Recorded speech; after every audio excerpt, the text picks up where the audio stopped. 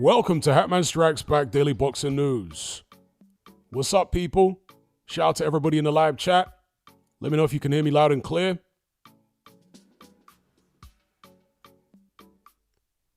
We got El Rablo in the chat. We got Simon Jones, Debiaka, Hyro Protagonist, Kyle Sean, Tawheed, East Midlands Fight Fan, Joe Betts, Supersized Fries, ATR, Prav, Samil, Maxwell Grimes, Anthony YouTube.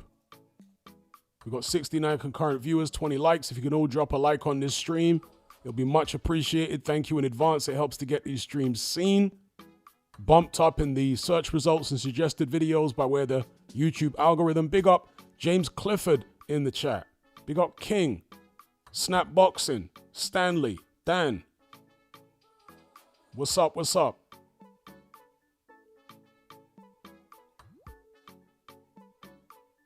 Shout out to Julius, Godo.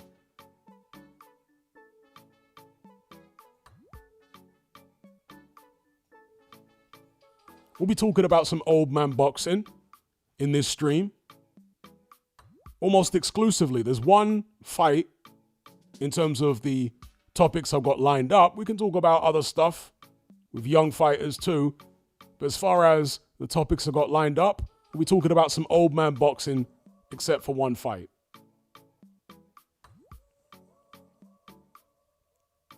Shout out to KB. Big up Mr. Burns, Stanley.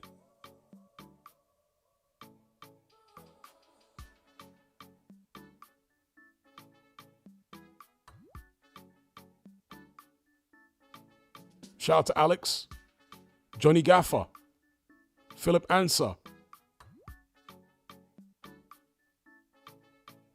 Supersized Fries, Isaac. We got Adam in the place. What's good, Adam?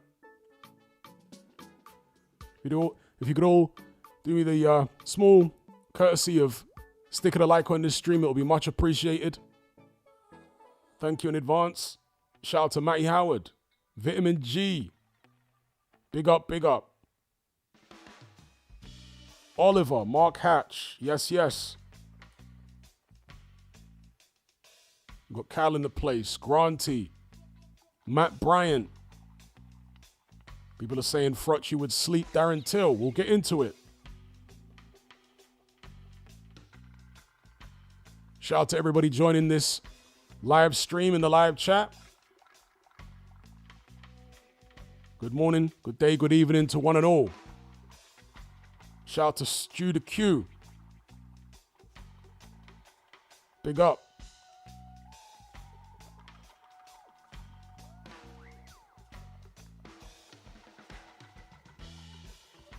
Where's Exactamundo today? Rastafari, that's for Exactamundo.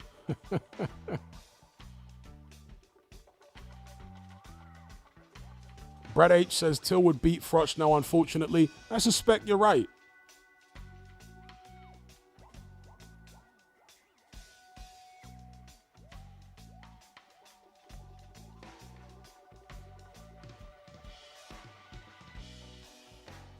Shout out to Black Dynamite. James Clifford says, just back from an 85-year-old birthday in Southend, Essex. So an old man is present and intrigued about old man boxing. Big up James Clifford. Dan, what's up? O'Neill. Yes, yes. Big up.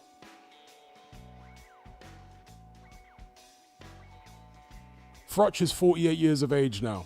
48. So 2 years shy of 50.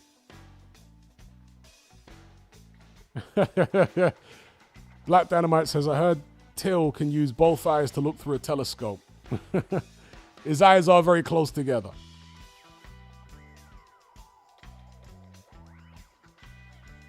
Cassis says, Till 32, probably a cruiserweight. Okay, let's get the real bad man up there as well. Real bad man and also Rastafari, all right?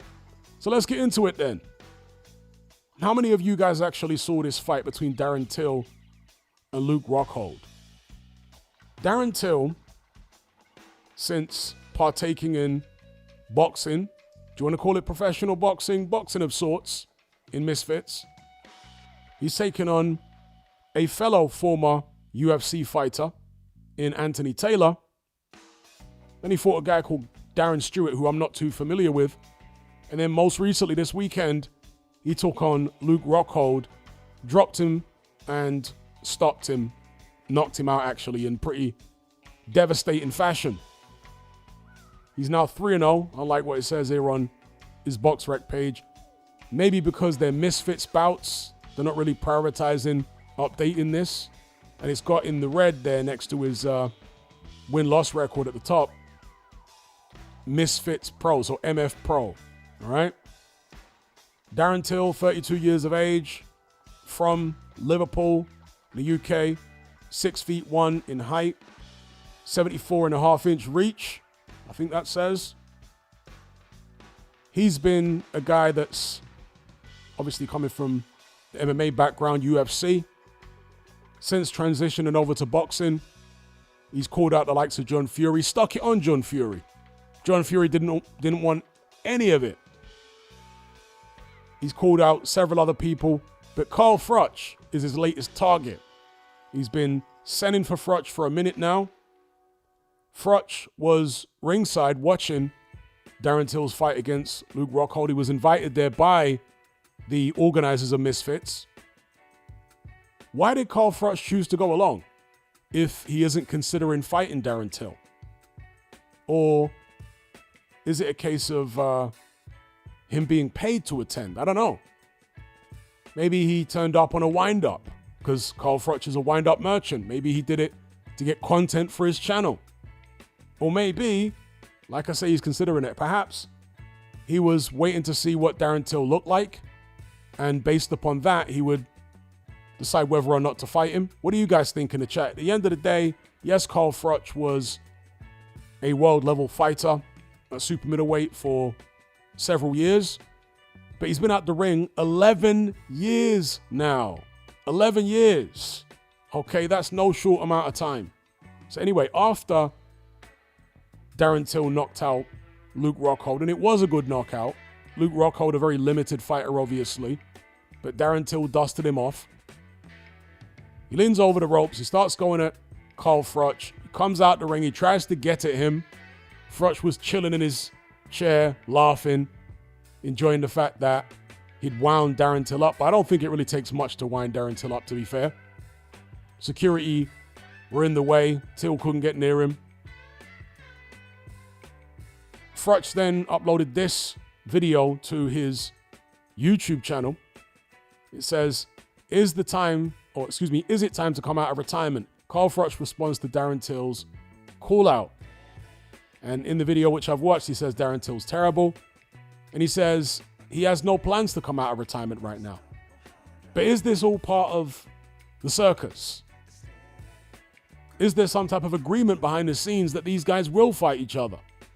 Or is it Froch, like I say, just courting controversy in order to draw views on his YouTube channel? Because that's what he does now, right? He's a YouTuber now. That's okay. I'm a YouTuber. So that's what Froch, I'm not saying it's the only thing he does. It's not the only thing I do. But it's part of what he does. And being a YouTuber, you need to create content. You need stuff to talk about. So you look at the views on this video that Carl Froch has done responding to Darren Till's call out, 162,000. That's a nice amount of views for just responding to somebody. You know, he's not even reviewing Darren Till's fight. He's just responding to the call out after the fact. So nice bit of views there for Carl Froch. But here's the thing. Carl Froch last fought in May 2014. 11 years ago and some change, right? That was the George Groves rematch. Could he really come out of retirement now? He looks in aesthetic shape, you know, aesthetically in good shape and whatnot, and fight and beat a Darren Till. Personally, I don't think so. And I suspect he doesn't think so either. He's got a full head of gray hair now, Carl Froch. He hasn't been punched in 11 years. And people kept bringing this up, and it's a crucial point. It's all well and good being able to hit the bag and look halfway decent still, keeping yourself relatively trim. but you haven't been taking the punches. And when you haven't taken punches in a number of years, it can be a shock to the system. All of a sudden, especially when you're in your late 40s like Carl Froch is, you don't take the same shot that you used to when you haven't been hit for so many years. I mean, an example of it is going to be somebody we're going to come onto later on, and that is Ike Ibeabuchi, or Ike Ibeabuchi. I think that's the proper way you pronounce his first name, but he was always known as Ike. So for the sake of this live stream, I'll keep referring to him as Ike. He uploaded some sparring footage to his YouTube channel of him and Ike Ibeabuchi. And Ibeabuchi hit him with some pretty innocuous looking shots, and Ibeabuchi was all over the place. At the end of the day, he's a 52-year-old man. He hadn't been hit properly, I have to imagine, in 25 years? Because he was in the penitentiary since the late 90s or early 2000s, whenever he got initially locked away. And like I say, it's the amount of time elapsed without being hit properly, and also the age, which means that a guy like Ibeabuchi, who had a good chin back in the days when he was coming up through the ranks as a heavyweight contender, a very good chin, but now, it's not the same. Carl Froch was famed for having a really good chin. Not a Golovkin level chin, but still a good chin. He got dropped a few times in his career, but he always got back up to win, right? He got dropped by Jermaine Taylor, got off the floor to win that fight. He got dropped by George Groves in their first fight, got off the floor to win. Controversially, but still. If he were to get hit by a big Darren Till shot at this stage, I mean, how would he take it? And also, Carl Froch was never the most defensively blessed fighter in the world at all. Going in there against a 32-year-old Darren Till, okay, he's coming from an MMA background, but apparently he actually started off as a boxer, and he shapes up fairly well as a boxer, Darren Till. He doesn't look too ungainly. He doesn't look too disorganized from a technical perspective. He looks a little unpolished. You can tell that he isn't, the most well-cultured boxer. So you can, the MMA background there is somewhat evident in some of his moves and his stance and what have you, but he throws good punches. He's got a decent amount of power there. He understands the fundamentals, and he is a fighter. So coming from a MMA background, he's at least used to getting hit. He's used to being under the bright lights. He's used to having to have reflexes. What are Carl Froch's reflexes like now at the age of 48? Do you know what I mean? 11 years out the ring. What are his reflexes going to be like? His reflexes were never that great in his prime, particularly on defense. He used to get hit a lot. What, is he going to get hit less now? You guys let me know what you think. I know there are going to be some people in the live chat who think that Froch can come out of retirement at this age and handle Darren Till easily. That's okay. None of us know for certain. But in my opinion, in my estimation, I don't think it's a good idea for Carl Froch. I would be picking Darren Till if that fight were to happen next. Shout out to Supersized Fries for the super chat. He says, thoughts on Bomac's recent comments on how after the 6th round, Canelo will slow down and Bud will turn it up on him and beat him. Well, Canelo does tend to slow down throughout fights. He doesn't have a high punch output. Many people have tried to turn it up on Canelo, much bigger fighters than Bud Crawford, and nobody's really managed to beat him up like that.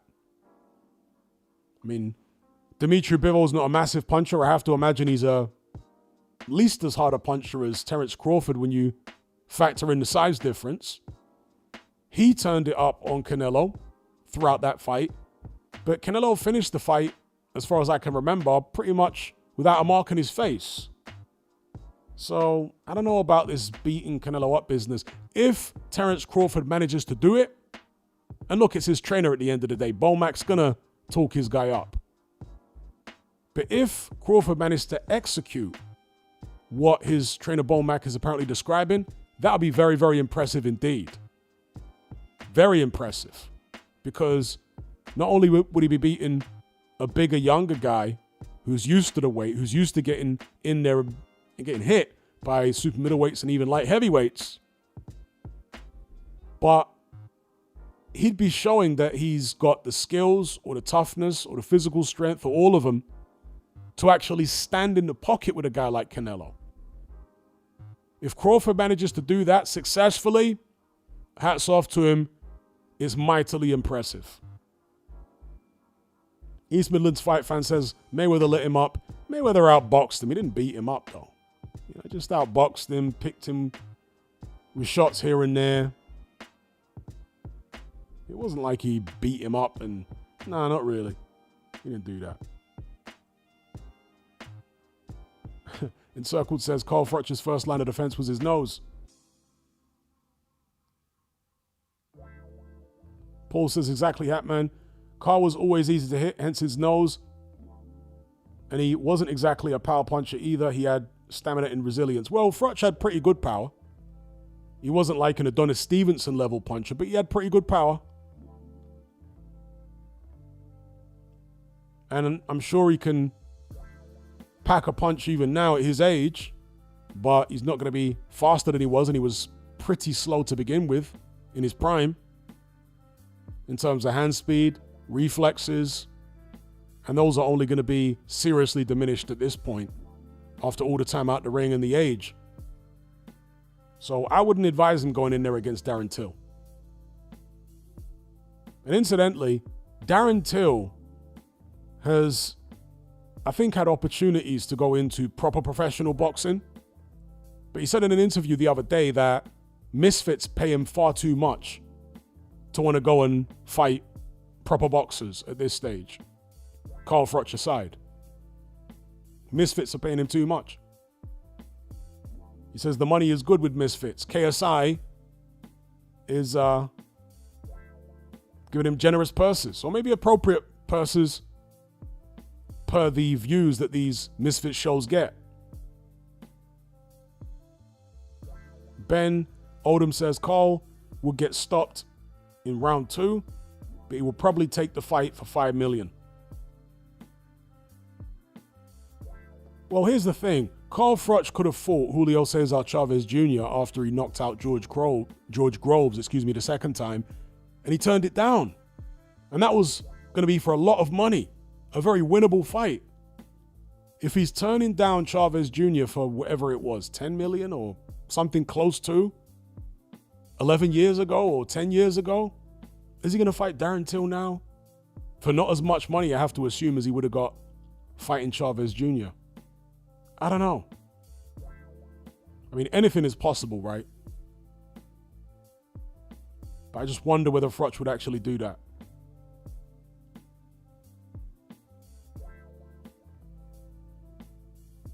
There you go, Dan. Yeah, he saw the interview as well. Darren Till said he just bought an apartment in Dubai with the Misfits money. So they're paying him well. Shout out to Pyro in the live chat. Shout out to C-Mac. He says, I think Till sticks it on him early and catches him before he gets his rhythm.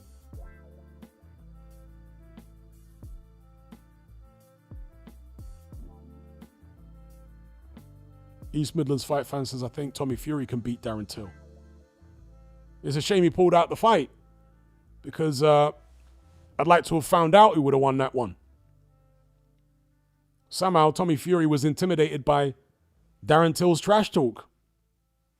And now he's out in the cold, isn't he, Tommy Fury? He's not earning anywhere near as much money as Darren Till. It's a weird one with Tommy Fury. He beat Jake Paul, and Paul has gone on to bigger and better things commercially. Tommy Fury has faded away into obscurity.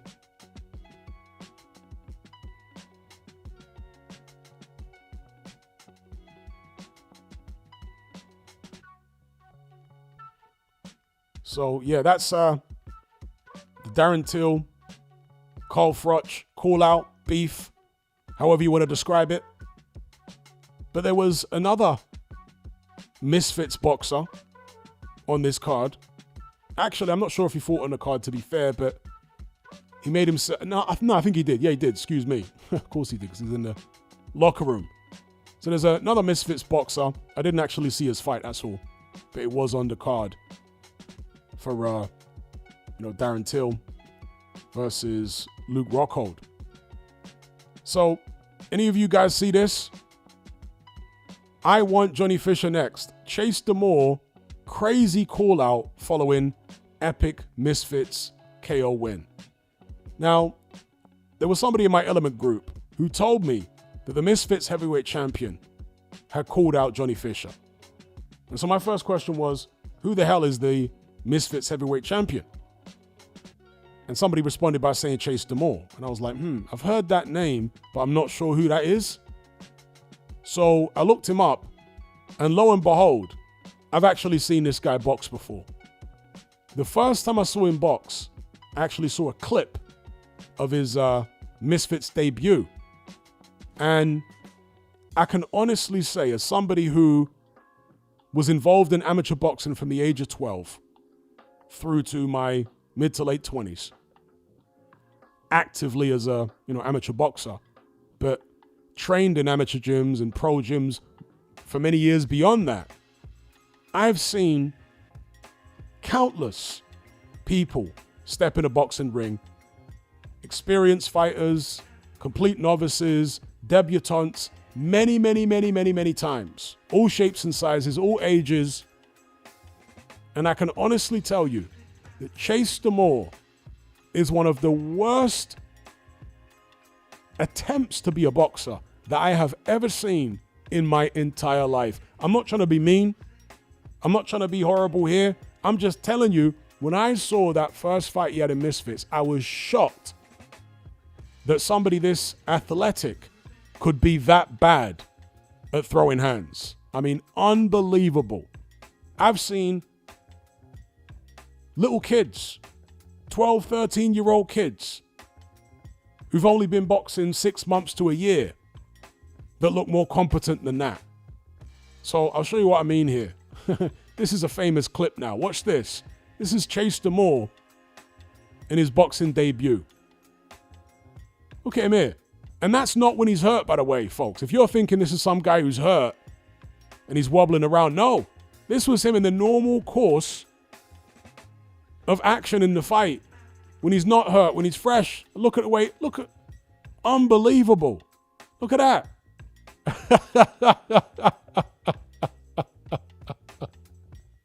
Yo, go watch Chase DeMoor's debut in Misfits.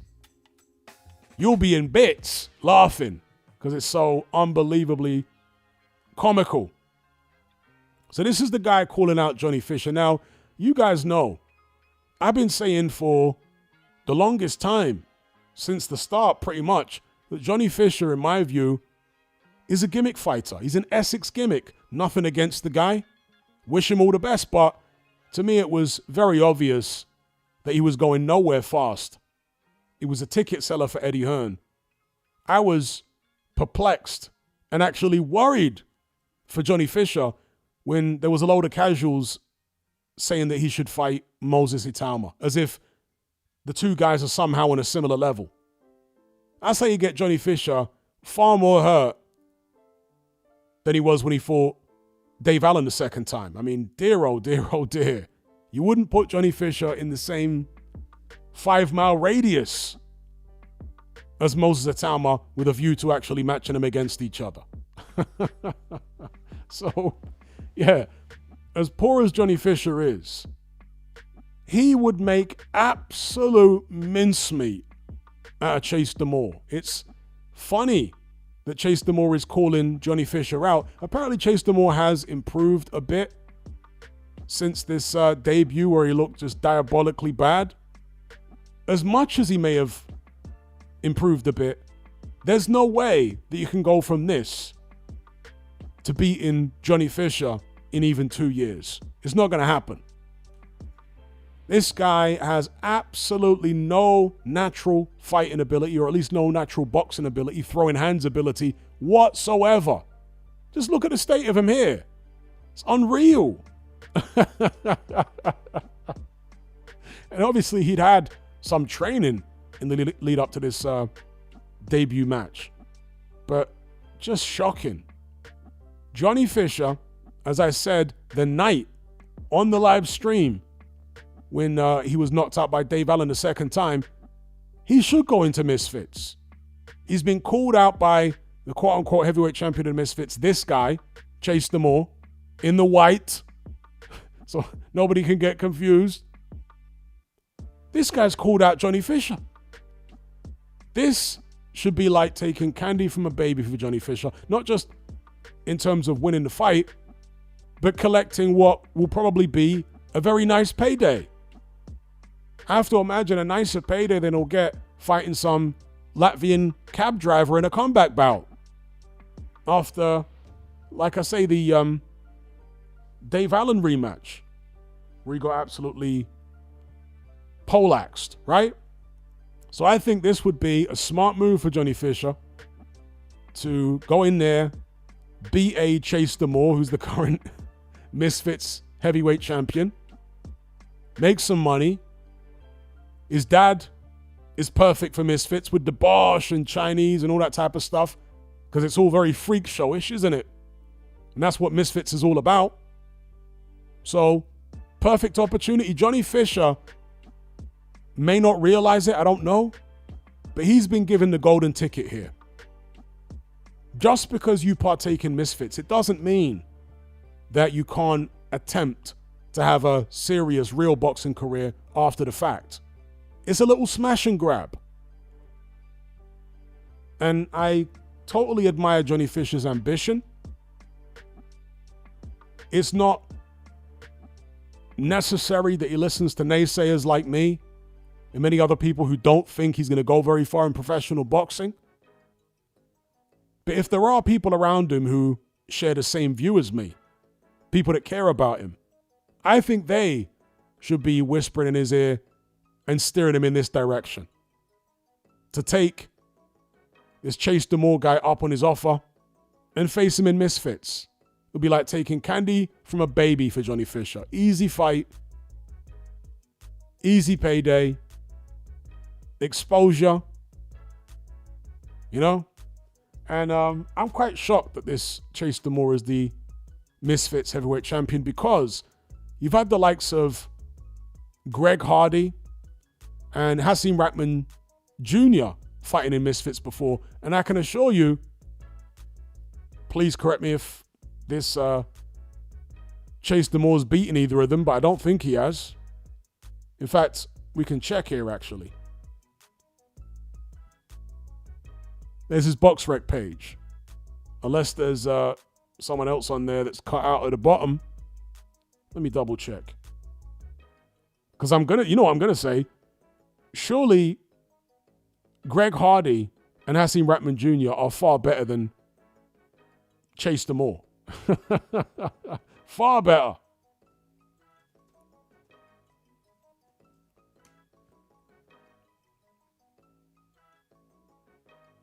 So yeah, the guys he's fought in Misfits, his first two bouts were losses. The first one to Joshua. God, how do you pronounce that name? Joshua Bruckner? I'm not sure how to pronounce it. Gregory Knight, Tarek Mavin, Carlos Gonzalez, Israel Acevedo. And his last fight was Isaac Garcia.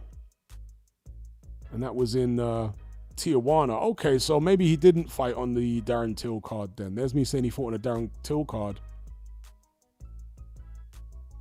Okay, these are pro bouts though. Excuse me, I'm not looking at the Misfits. No, he did. Hang on. Where are we at? Yeah, excuse me. He did fight on a Darren Till card. Yeah, that was against the guy called Nathan Macron. He had a bunch of other Misfits bouts, but he's had some actual pro bouts. He's had some actual proper pro bouts when he's this diabolically bad. He's a big guy, 6'5", 83-inch reach, 29 years of age, very athletic, but absolutely useless. Totally useless.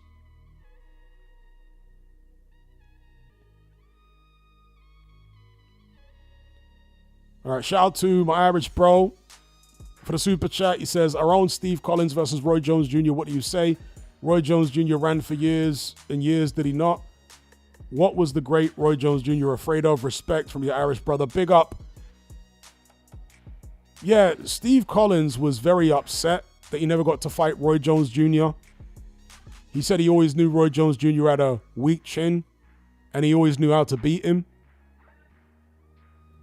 The thing about Roy Jones Jr. is that he fought and beat better fighters than Steve Collins. You know, he did beat James Toney. He did beat Virgil Hill. He did beat Mike McCallum. He did beat Bernard Hopkins. So I would really struggle to pick Steve Collins to beat Roy Jones Jr. Maybe Roy Jones Jr. was just preoccupied with other fights, pursuing other fighters, and just wasn't particularly interested in a Steve Collins bout at that time. Because at the same time as not having ever fought Steve Collins, he never fought Eubank or Ben either. Maybe it was a thing where he didn't want to fight in the United Kingdom. I don't know. But yeah, when you look at Roy Jones Jr.'s resume and you look at the people he beat and the manner that he beat them, I mean, wiped out Tony Thornton, beat Sugar Boy Malinga easily. Do you know what I mean? Like, it's not just who he beat, it's the manner that he beat them. I would struggle to believe that Steve Collins could beat him, personally. You know, watching a prime Roy Jones Jr., it was like a force of nature. So, yeah, I'm not really sure what that was all about. I remember the round table they had. We had Calzaghe, Collins, Eubank was there. And obviously Roy Jones Jr. Was Nigel Benn there as well? I can't remember. He might not have been. But yeah, even then Steve Collins was upset and Roy Jones was like, well, we can fight now. And Steve Collins was saying, we're old men now. I wanted to fight you back then in your prime and you didn't want to fight me. So I don't know. But in terms of who I would have picked, I would have gone with Roy Jones Jr. But big up for the super chat. Shout out to Bobs for the super chat. He says, love Misfits.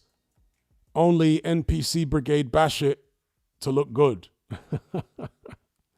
I mean, my stance on Misfits has always been the same. If YouTubers, nerds, and other quote-unquote misfits, it really does have the perfect branding, want to fight each other, want to settle their differences, what harm does it do them settling it in a boxing ring? It's like if two guys from your local community had a beef with each other, rather than taking it to the street, rather than doing anything stupid with weapons, if they were to fight each other in a boxing ring, you'd all be applauding it. Maybe one of them is, I don't know, an electrician, the other one's unemployed, right? No boxing background between either of them, but they've got some type of beef, and they settled it down the local ABC amateur boxing club in a sparring session. Who'd be grumbling? Nobody. The reason people grumble is because these YouTubers are making money. A lot of it is just jealousy. I mean, even from boxers who don't like it. A lot of them, it's just jealousy. At the end of the day, these YouTubers have worked hard to build themselves a following. And once you have a following, yeah, people want to see you fight. Do you know what I mean? They want to see you fight your YouTube rivals, your social media rivals. They're following your story. They're following the dramas that you're involved in. And if it results in fisticuffs, yeah, they're on that too. So these YouTubers have built up this following over a number of years. And they are monetizing, obviously, their content. And that's the next extension of it, right? Is getting in the ring and fighting one of their YouTube rivals.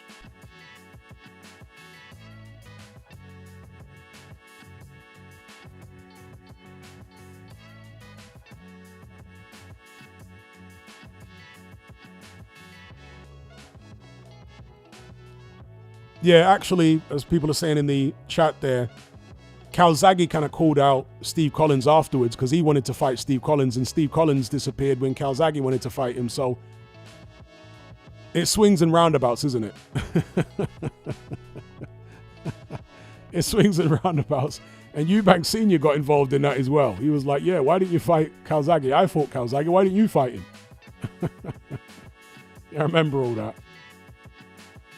These old men have always got some issues with each other. You know, like bitter old fighters still holding a grudge from decades ago. It's like Riddick Bowe with Lennox Lewis. Riddick Bowe's still bitter towards Lennox Lewis even now. Decades after the fact. It's incredible.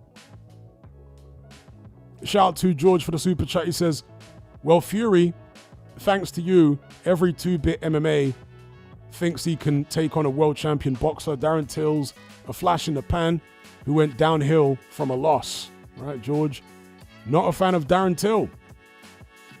Well, to be fair, Darren Till is in Misfits. He's not in proper boxing yet. And the only proper boxer he's calling out at the moment is Carl Froch. I don't really have an issue with that, you know? Don't really have an issue with him calling out an old boxer like that because he's got some personal grudge with him. It's take it or leave it for Carl Froch. And Carl Froch is a YouTuber now. So you could say that he is actually in that world already, Froch. You know what I mean? The YouTuber world, the content creator world. But shout out to George, the last Patriot.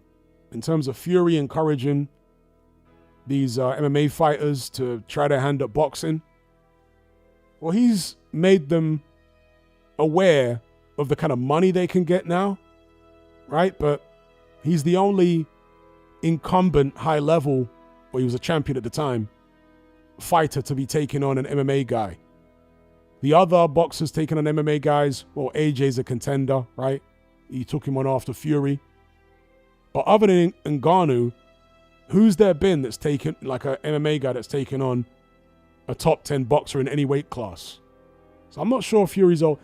You guys know I criticize Fury all day long because he deserves most of the criticism he gets. But for that one right there, it was a horrible, cynical thing that Fury did as a world champion, claiming that nobody wants to fight him and then taking on Ngannou. That was terrible form. But has it actually opened the floodgates? I don't think most of the other champions in boxing are as shameless as Tyson Fury. Maybe Canelo, possibly. But most of them, I don't think they're that shameless. So, yeah, shout out to George for the super chat. Oh, yeah, Tank Davis, he's shameless.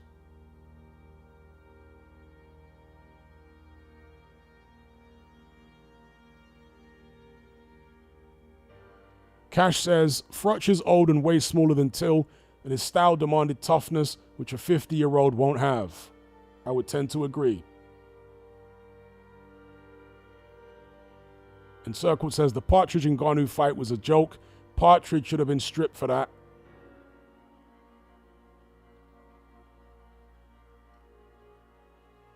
Let's just put that Chase DeMoor gif back on the screen. This is the guy calling out Johnny Fisher. If Johnny's got any wisdom about him at all, he'll take this fight. Nice, easy payday. Candy from a baby. Back on the horse. His dad can be there shouting Bosch. The Bosch army can be in attendance. I think they'd fit right in the Bosch army at a Misfits event. And maybe a couple more fights in Misfits. Try and push for a Jake Paul fight, Johnny Fisher, which he may not get, but you can try to push for it on the off chance that Jake Paul underestimates him. If he doesn't manage to get anything else out of Misfits, then he can go back to real boxing Johnny Fisher. That's my take on it anyway. Here's Johnny Bosch, 13-1, 26 years of age.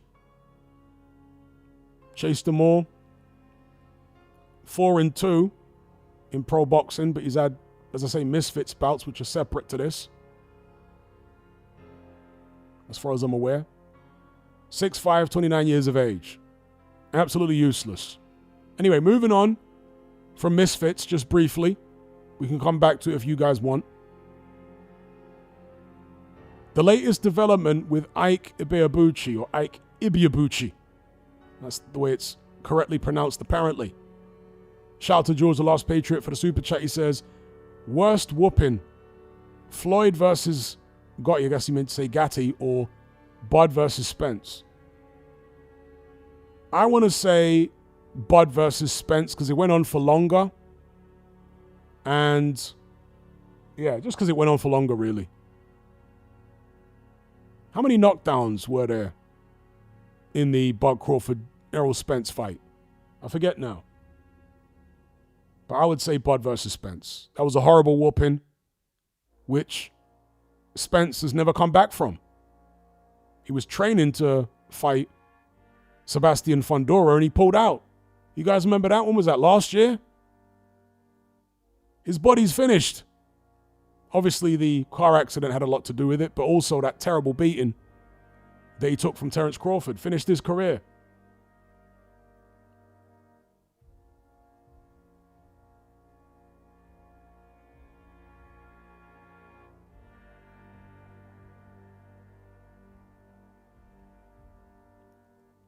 So yeah, anyway. Big up George the Last Patriot.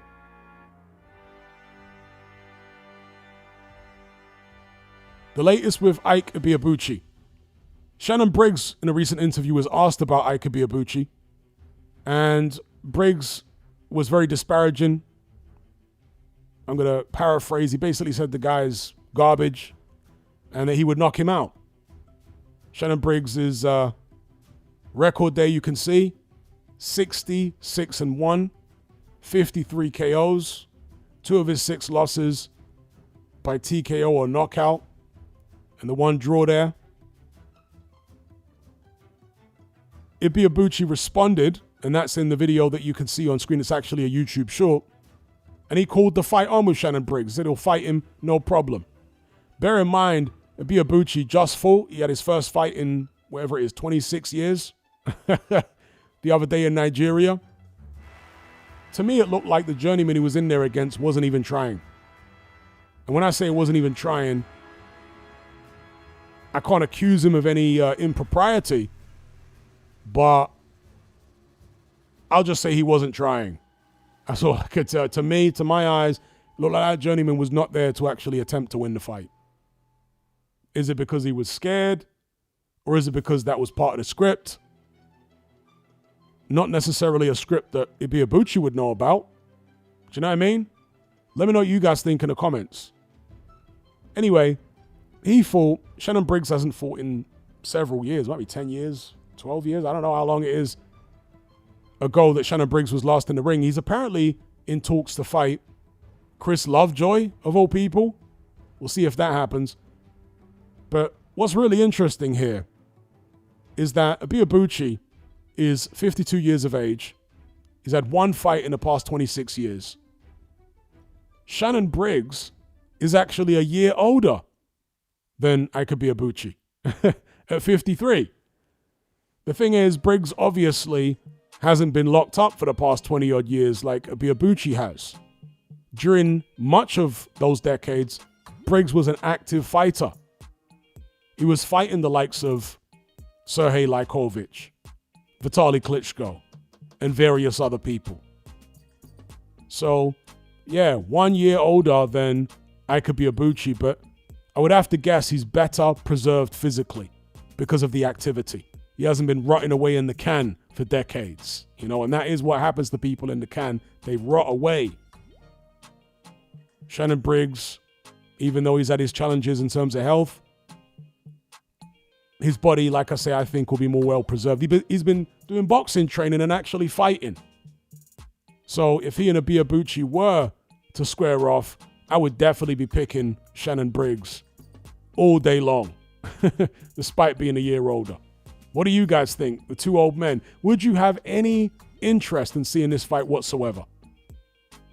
If they'd fought in their primes, I'd have picked Ibeabuchi. Oh yeah, especially back then. Because Briggs in the 90s didn't have the durability that he displayed later on in his career, like when he fought Vitaly Klitschko. Briggs came apart several times, right? We saw his first loss against Darren Wilson, where he was stopped in like 4 rounds. Wilson was a small fighter. 210 pounds, something like that. Stop Shannon Briggs. Lennox Lewis, after getting rocked by Briggs in the first round, came back to stop him in the 5th. So Briggs, I don't think he had a weak chin. He just had bad stamina. He blamed it on asthma. But he didn't help himself by not pacing himself very well. He did go the distance with George Foreman and got a very controversial decision over him, but that was an ancient Foreman. Foreman must have been close to Carl Froch's age when he fought Shannon Briggs, right? 48, somewhere around there. Not too far off. So, or was he older than that? It's been so long ago now since I watched that fight back in the 1990s. So, that's the way I'd see it. If they fought in the pros, I think Ibeabuchi would be too much for Briggs. If they fought in their primes, I think Ibeabuchi would have been too much for Briggs. But now, I reckon the Cannon's got the advantage. But what say you in the live chat? And Circle says, I think he actually was 48.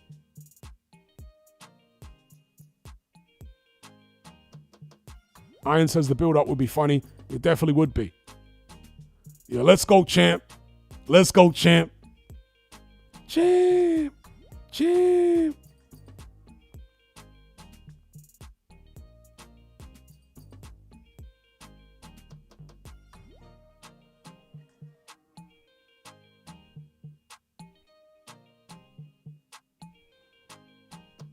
People asking what Ibeabuchi went to prison for. It was, I think, several. No, I know it was several charges. It wasn't one thing. There was a couple of, I think, essays. I don't know whether it was RAPE, but it was a couple of essays in there. But also, he had some type of incident where he took his kid. I'm not sure, was it his kid or was it his ex-girlfriend's kid from a different guy? And he took the kid, and is either his or the ex-girlfriend's kid.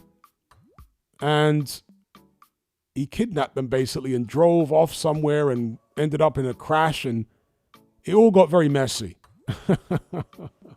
Right? So there were multiple charges. It wasn't like one thing. It was multiple things that Ibeabuchi got locked up for.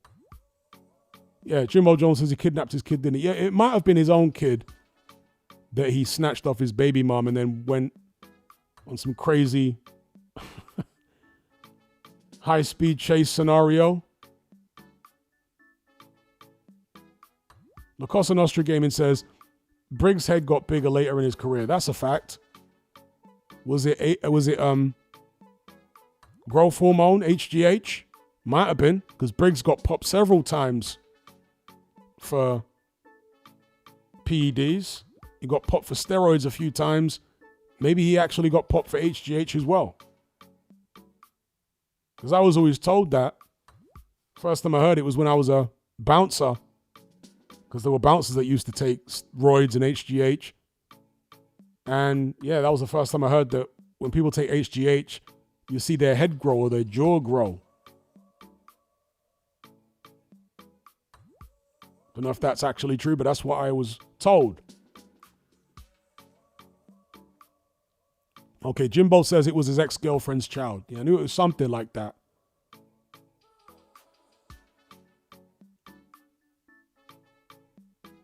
Paul Kirby says, what, a head can get bigger? Well, yeah, if you're taking human growth hormone.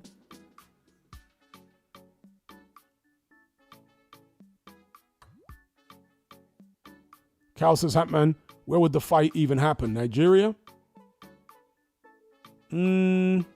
Misfits, maybe. Misfits Africa, Misfits in London, or somewhere in the United States on a Misfits type card, on a Jake Paul undercard. Okay, Ad says your bones get thicker on HGH. And if that's the case, then it'd surely include your skull, right? Or presumably include your skull.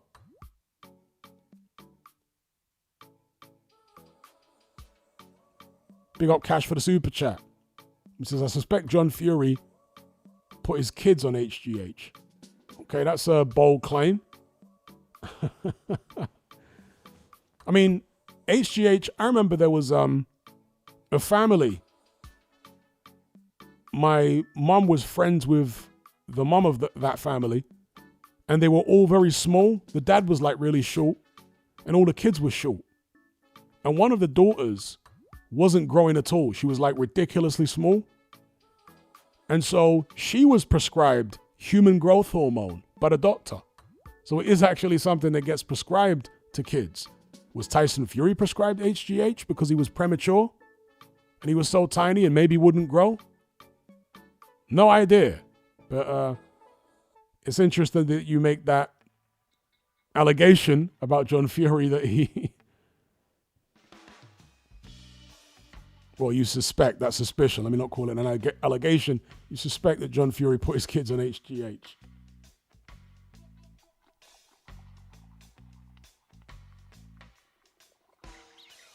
Actually, thank you, Cal, of course. Ibeabuchi can't go to America. He got deported. I know he's been saying he's trying to sort that out, but it doesn't seem very likely at this stage. So yeah, that's a good point. I forgot about that. He got deported. He's not getting back into the United States. So if he were to fight Shannon Briggs, he'd probably be in a neutral country, if not in Nigeria.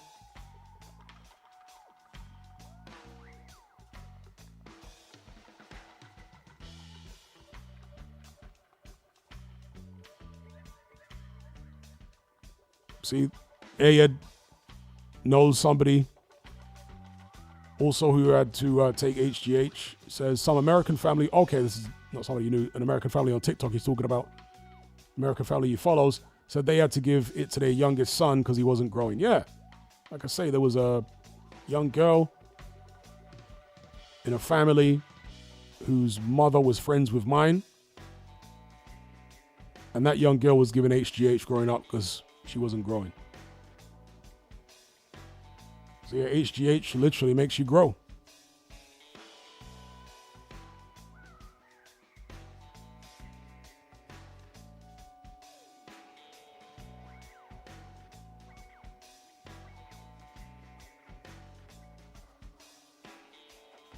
East Midlands Fight Fan says Messi was on HGH as a kid. Is that right? Because he was small?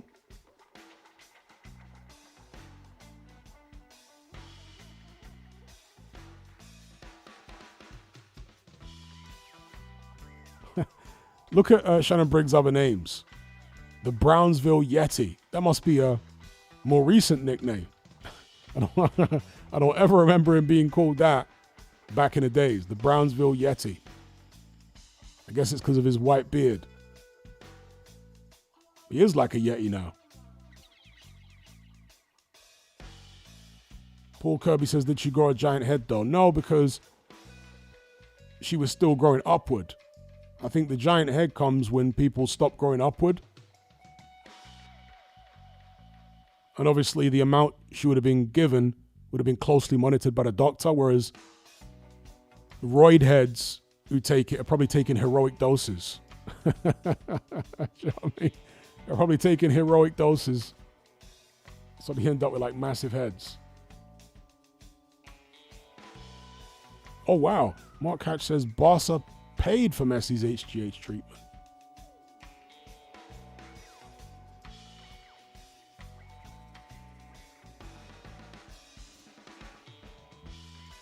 East Midlands Fight Fan says it's a shame Briggs never cashed in on his fame over the past 10 years.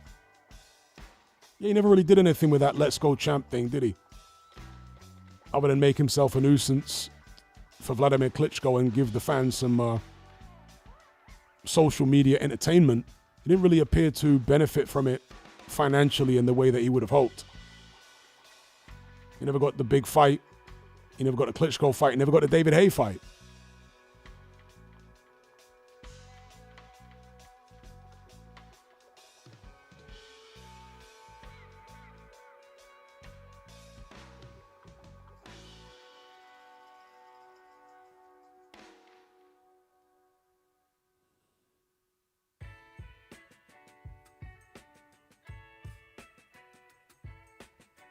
Let's switch up the visuals here.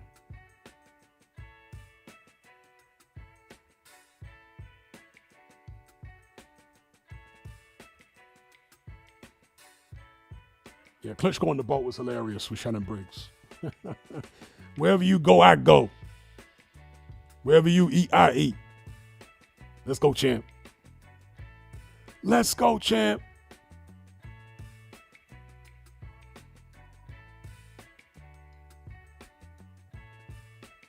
Yeah, David Haye led him on. I don't think David Haye was ever serious about fighting Shannon Briggs personally. I think David Haye was just using all that to create hype for himself.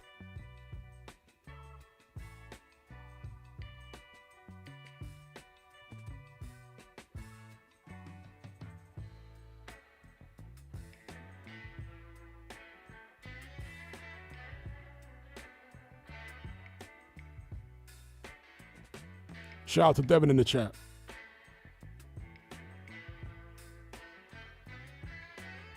Ayed says the Joey Essex fight on Misfits was so funny. Haven't seen the fight. I'll check it out after the stream.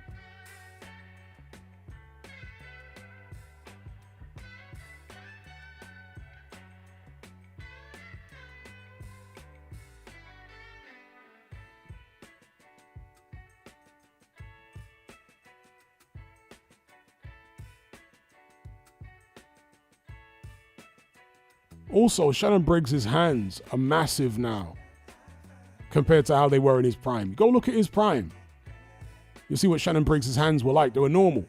Now his hands are absolutely enormous. And I do wonder whether that's an HGH thing. Man's got massive hands. Abnormally massive hands.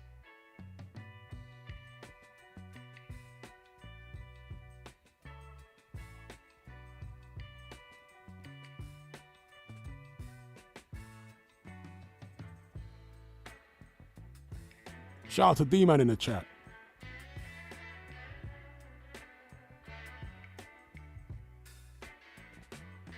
Yeah, I've spoke about the Roger Jackson thing in the last 2 live streams. We had a long discussion about that. Shout out to Iron.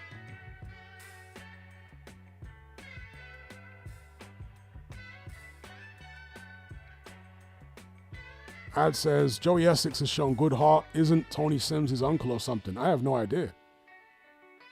Devin says, I think Darren Till would smash Froch to pieces at this stage. Froch was slow when he was active, 10 years retired. He must be slow as hell. I agree. I'd be picking Darren Till if that fight were to unexpectedly happen, because I don't think Froch will fight Darren Till.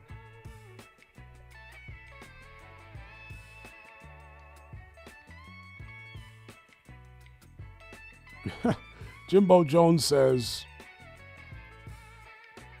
Jimbo Jones is alleging that Essex, Joey Essex is,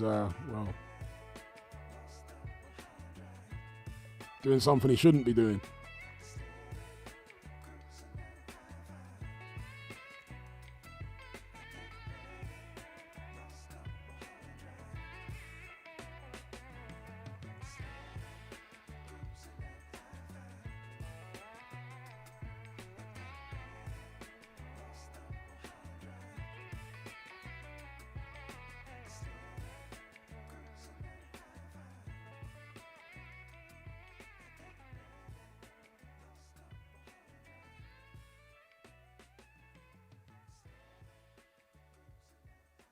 They smile in your face, all the while they want to take your place. Them backstabbers, them backstabbers.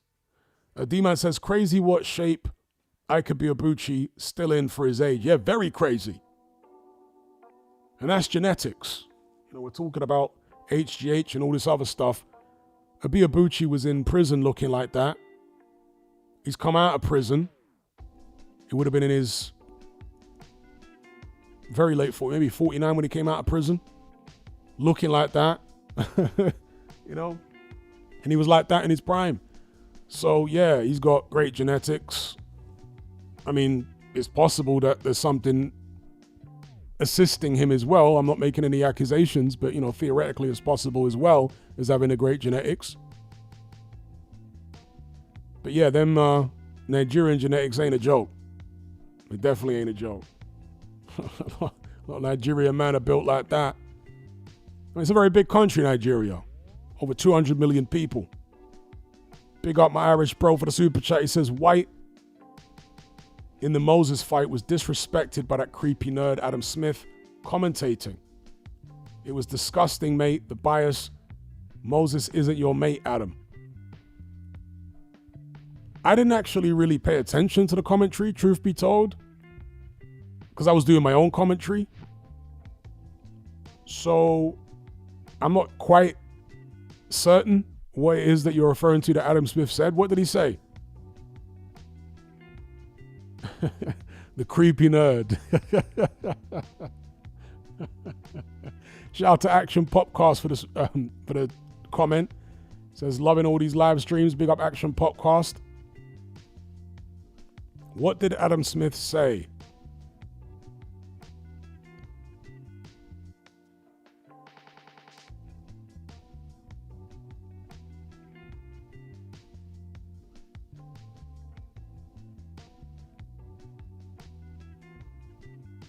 Adam Smith always coming with, and there's the respect.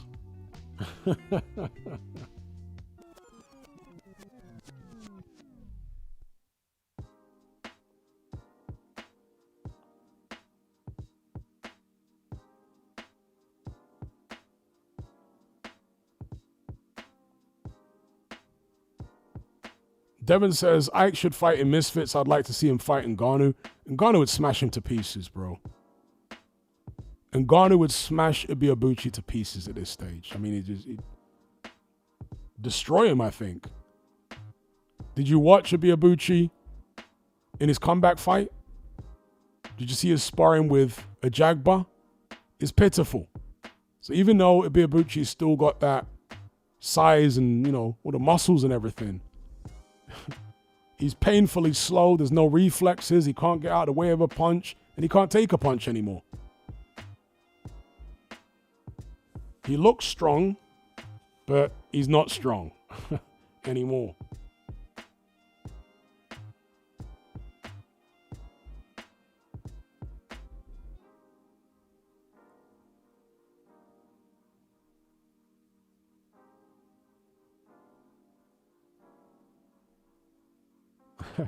In Circle says, I'm really waiting for someone to come up with Adam Smith cancelling headphones.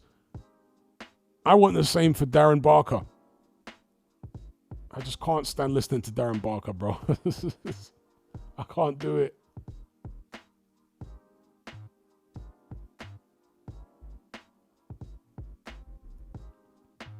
I can't even read out Devin's comment there because I might get zapped on monetize.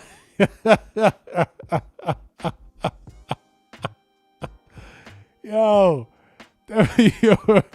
you're wild for that comment. Yo, Devin's comment crazy, bro.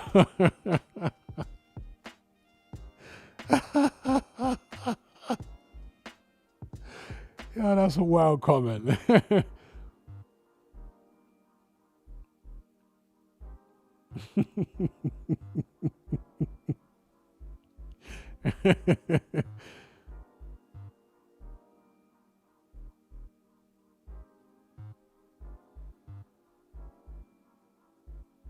I agree with Osaka Castle. Shannon Briggs would be great on Misfits at this stage. Maybe you can fight that Chris Lovejoy on Misfits, you know?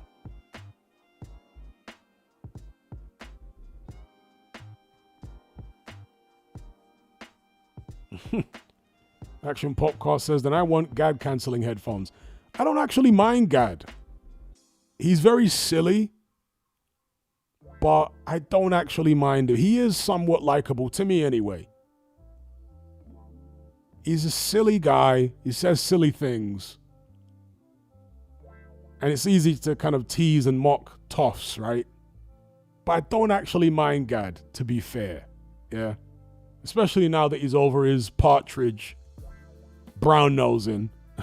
You know, I don't mind. He's a silly guy, but he's okay. He doesn't irritate me by the sound of his voice. He actually amuses me by the sound of his voice, unintentionally. Darren Barker just irritates me, bro, when he talks. Just irritates me, bro. Indeed, encircled. He's extraordinary. That's right. Gad is extraordinary. He's an extraordinary character. Extraordinary.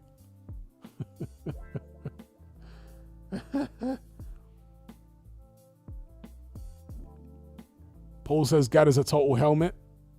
Hey, that's fair enough. I can only speak for myself. And he is a helmet, but I should say pause even before I say the next line. I don't mind Gad as much of a helmet as he might be.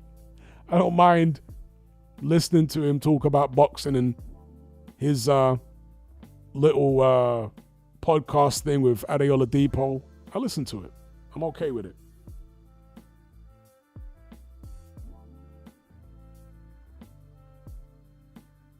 %.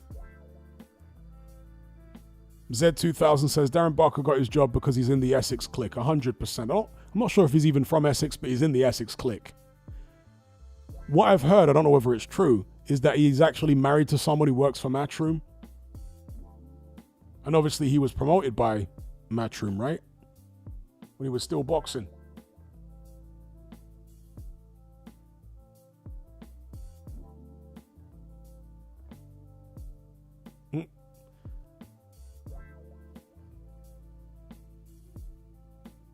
Yeah, that was funny, encircled, when Gad peed off Fat Man Fisher. That was funny. Afro Jam's opinion on Holani. I don't like Ariel Holani. I don't like him.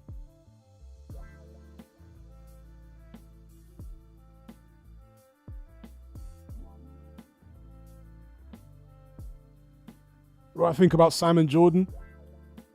I find Simon Jordan quite entertaining. Again, he was rimming Luke Partridge, aka Tyson Fury, for the longest time, and during that period it was just so annoying, man. But since he's got over that, I find him alright. He's entertaining. He's not the most knowledgeable guy about boxing in the world, but in general he's a fairly intelligent person. He's not like his colleague Spencer Oliver, who's got the IQ of God knows what, a pencil. In fact, that's probably doing pencils an injustice. So I don't mind Simon Jordan. I think he's entertaining. And like I said a few live streams ago, somebody needs to do a Simon Jordan bingo. You know those little bingo meme cards that people were making for like Frank Warren, Eddie Hearn, Adam Smith, Matthew Macklin. Remember those ones?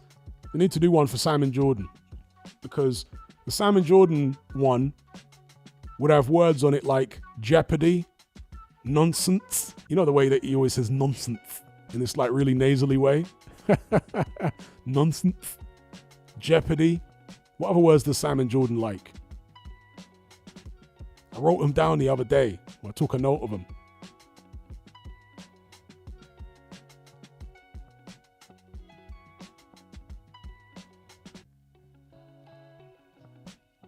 Outcomes. I think that might be Simon Jordan's favorite word, is outcomes. And he always uses it like out of context as well. He just throws the word outcomes in there everywhere. So outcomes would be on the Simon Jordan bingo. Head and shoulders above the rest. Outcomes. Nonsense. Jeopardy. Yeah.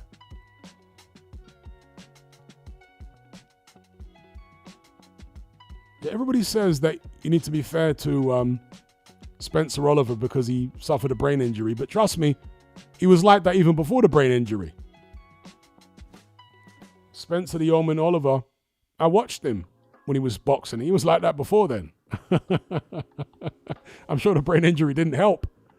But he was never going to be the sharpest knife in the drawer. From day one, I'm talking about.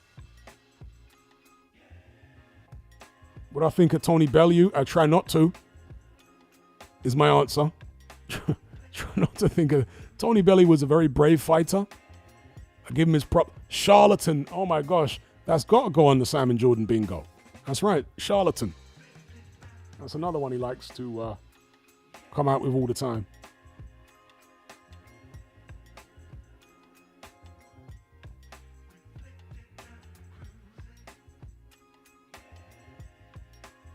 with the greatest will in the world. Yeah, he says that. And also have to push back on you and that. And he'll start talking about Jeopardy. And outcomes.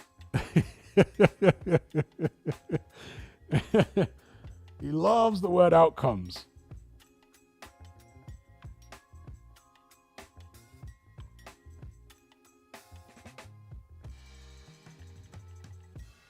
I guess we all like to use certain words over and over in it.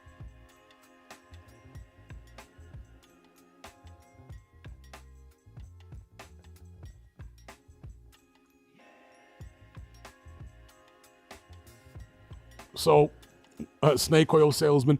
One of the funny boxing bingo cards I saw was Matthew Macklin. Jim Watt had one as well. On Matthew Macklin's one, it said, legs are shaky, Adam.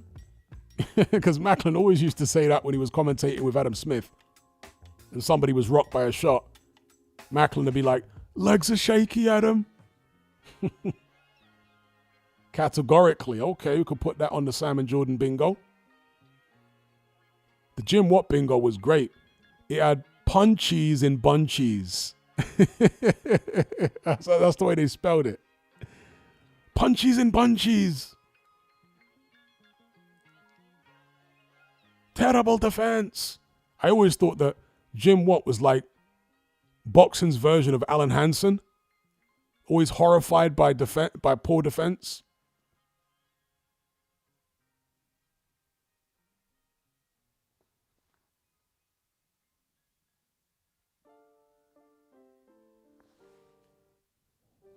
Chainsaw says Dwyer's word is understand. Yeah, that's one of them. Ring coverage, straddle, mid-range hooker. He stopped using straddle and mid-range hooker these days. Well, he don't use straddle anymore at all because he was getting so much stick for it. He's abandoned that. Pick up my Irish bro for the super chat. He says, he's not a pundit, but Joe Gallagher is a muppet. I could not agree with you more. Yeah, Joe Gallagher is a muppet. With the greatest of sympathy for what he's going through right now, I can say he's a muppet.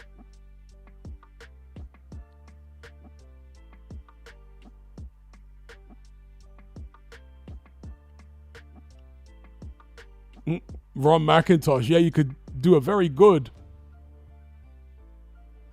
bingo card for Ron McIntosh. Ron McIntosh was a television commentator who commentated like it was a radio broadcast where he's just describing too much. It's like, we can see what's going on and you're describing every single thing.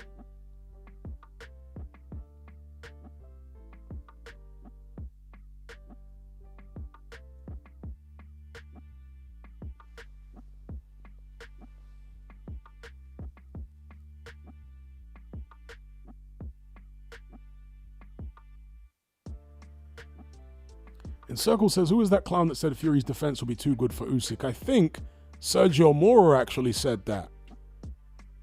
Correct me if I'm wrong, but I think Moor actually said Fury's defense is too good for Usyk. I think he was one of the people that said that. Yes. That's Wembley Stadium, Samil. That's Wembley Stadium.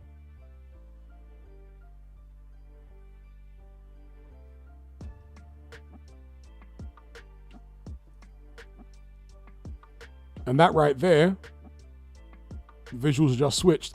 That's Wembley Arena. So that's literally across the street. 10 strides across the street from Wembley Stadium, there's Wembley Arena. Or whatever they're calling it these days.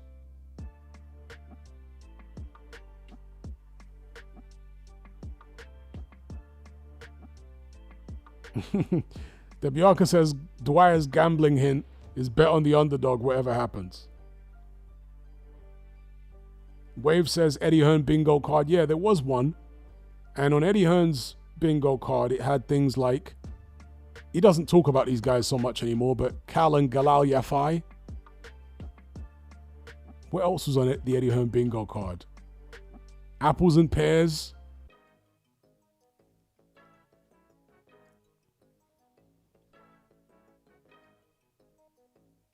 On the Frank Warren bingo card was things like home advantage, StubHub. You know, when he was constantly going at Eddie Hearn because of the StubHub controversy. What do I think of Steve Bunce? I've never liked him.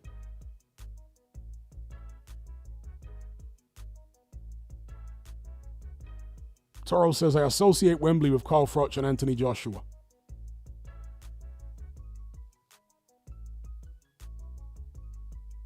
Do me a favor. Yeah, I think that was in the center of the Frank Warren one. Do me a favor. The shoulder roll, yeah. Do me a favor.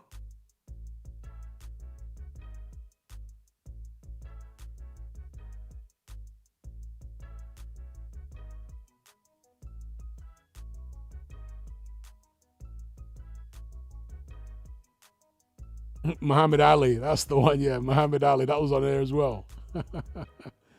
Muhammad Ali.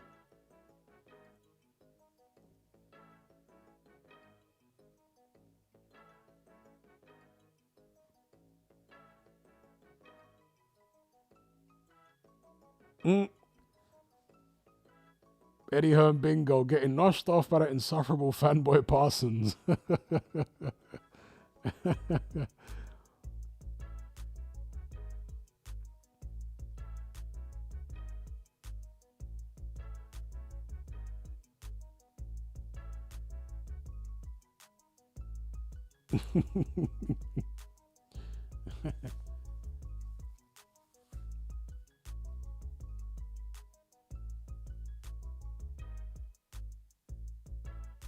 Also, Carl Froch. That's another one that Frank Warren's always saying. Carl Froch. Eubanks Jr. as well. He calls him Eubanks Jr. and Carl Froch.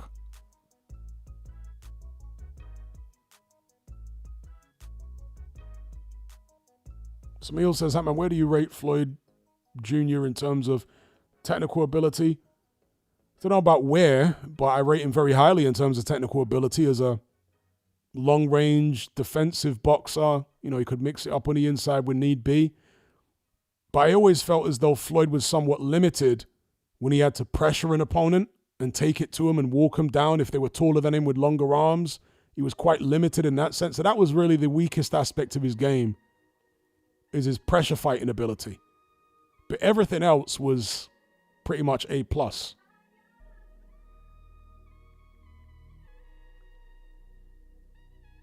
Yeah, Mayweather's would definitely be, he's a hell of a fighter. He's a hell of a champion, a hell of a fighter. Yeah, that's what he'd always say. I think one of the words that I overuse is,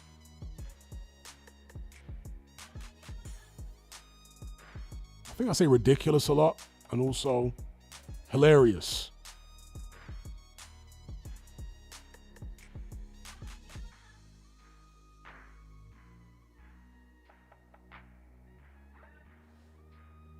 How many Dev Sarnis could I defeat in a battle royale?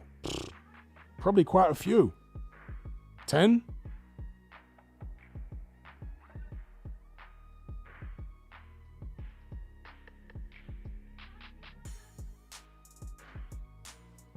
How tall is Dev Sarni? Like 5'6"?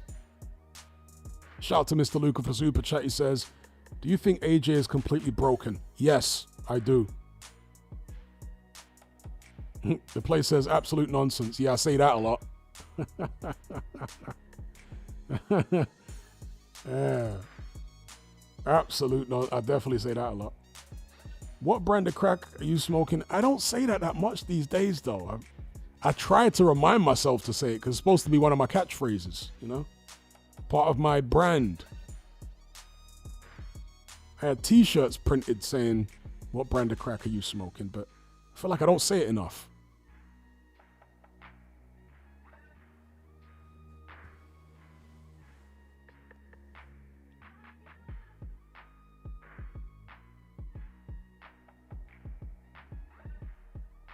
Trolls are bad, said AJ is quiet these days. Well, somebody posted But what I say is dear, oh dear, oh dear. Yeah, I say that. That's definitely one of the things I say. You could put that on the Hatman bingo. Dear, oh dear, oh dear. Dear, oh dear, oh dear. Yeah, you having a laugh. I definitely say that. But dear, oh dear, oh dear. Chestnut checkers. I actually took that from Dwyer, so I can't even put that on my bingo. Dwyer's the one that always says it's chestnut checkers. It's a well-known saying anyway, but Dwyer was the one who started using it, and I teethed it off him in terms of like boxing YouTube channels.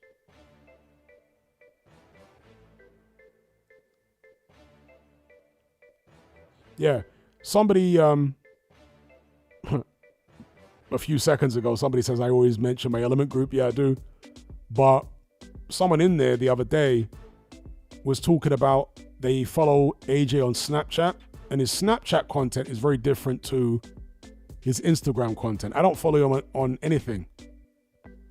Occasionally I'll have a look at his Instagram page to see if there's any news, whatever, but I don't follow him on Instagram. I don't follow him on Snapchat. I don't have a Snapchat. But there was somebody yesterday or the day before who said they have been following on Snapchat, and his content is very different on there. They say that he reveals how weird he actually is. And they say the guy is so odd. When you watch his Snapchat content, he's just such a very strange guy. And he apparently posts more on there than he does on Instagram.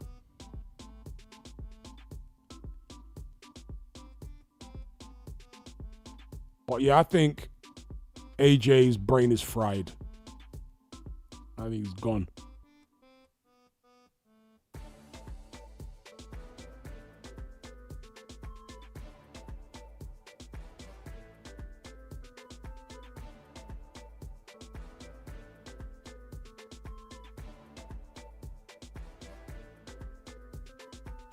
They're asking, is he zesty with it?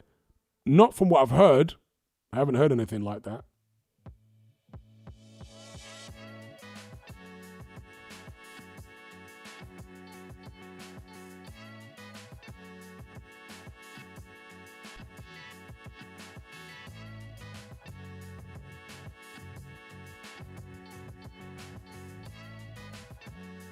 Yeah, AJ definitely deserves respect for what he's done in boxing and what he tried to do in boxing. He certainly deserves respect.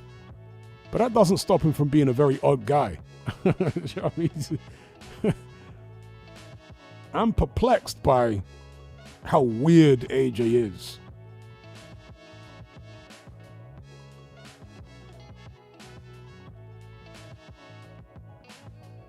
Jake says, Hatman, I'm feeling a lack of interest at the moment with boxing. In the past, I've watched every single interview of fighters I like on all platforms, same with promoters. Have you been through periods like this? Oh, yes, of course. Absolutely. I mean, the period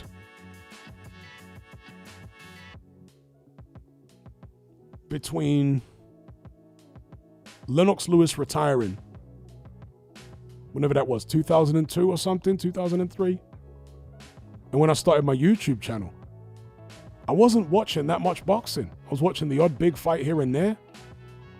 But that's 7 years. I started my first YouTube channel in 2010. Bear in mind, I was an active amateur boxer at that stage. But I wasn't actually watching that much boxing. The odd fight here and there, the odd big fight, but I wasn't watching it like week in, week out and following all the news and no. Kind of disengaged from it. That was the Klitschko era and the Mayweather era. It didn't really pull me in. So, yeah.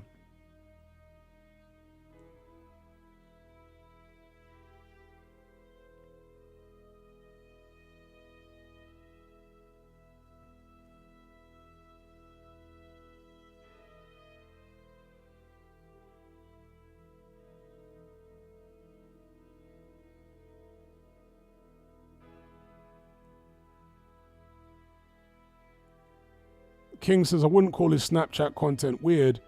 It is a reflection of his personality. It's all over the place like the overthinker he is. But isn't that weird? Me, I think he is weird. But I guess we can all have a different definition of what weird is, or who qualifies as being weird, should I say. For me, AJ qualifies as being weird. He's a weird guy. To me, he's a weird guy. I'm not saying he's creepy weird, but he's just weird. The way he talks is weird. The way he attempts to articulate himself is like really awkward. The stuff he does is weird. You know what I mean? He's just a weird guy. Dylan White said that years ago, and I couldn't agree more. AJ's just a weird guy.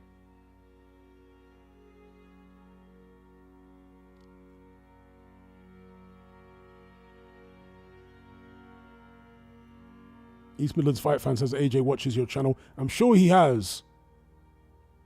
At various points over the years, watched my channel. I'm sure he has. And even Eddie Hearn. But yeah, you know, AJ deserves a lot of respect for what he did and what he attempted to do.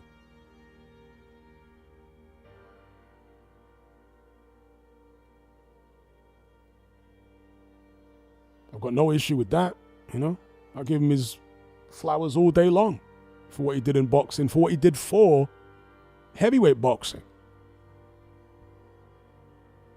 Yeah, Luke Partridge did a lot for heavyweight boxing too by taking the titles off Klitschko without a shadow of a doubt. He paved the way. But AJ was the one who came through and really brought eyeballs back to the sport and made the heavyweight division exciting again. And allowed other fighters to benefit from the buzz that he'd created. He did a massive amount to increase the purses in the heavyweight division, Anthony Jones. There's just no doubt about it. Big up the size game for the super chat. He says, which top 15 heavyweight do you have best chance against in a boxing fight? Okay, so which top 15 do you want me to go off? Because there are 4 sanctioned bodies, and then there's the BoxRec top 15, then there's the Ring Magazine top 15, the size game. If you can just tell me in the comments which top 15 you want me to go off, I'll have a look at it, and I'll tell you who I think I would have the best chance against in my prime. Shout out to the size game for the super chat. Big up. I'll wait for your clarification.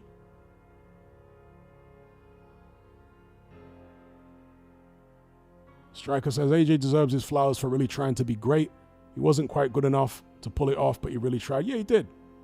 Ring Magazine. Okay, the size game. Let's have a look at the Ring Magazine.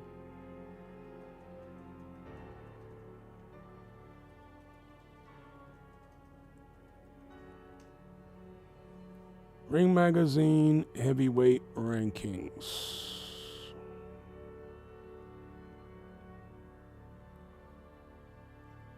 Can I get a screenshot of this? So I'll put it up on the screen for you guys.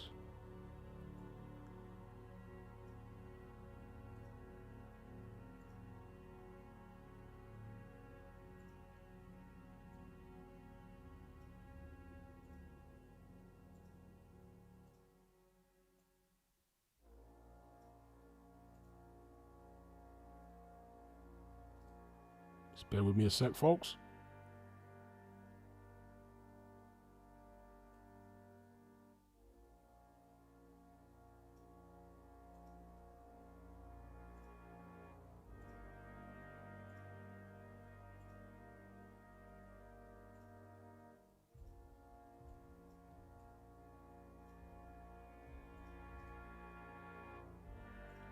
All right, there's the Ring Magazine heavyweight top 10.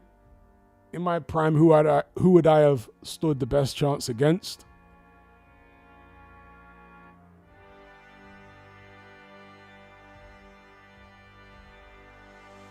I want to say Fabio Wardley. Yeah. In my prime, I'm not saying I would have beaten him. I'm saying I think I would have stood the best chance against Fabio Wardley. Because he's the least skilled out of all those guys. The least experienced in terms of boxing overall. And I would have had certain advantages over him. I could punch myself very hard. I was two-handed. I want to say my technique was better than his, faster than him. Again, I'm not saying I would have beaten him, but I think I would have had the best chance against Fabio Wardley as opposed to the other guys in the heavyweight top 10. Yeah, Wardley.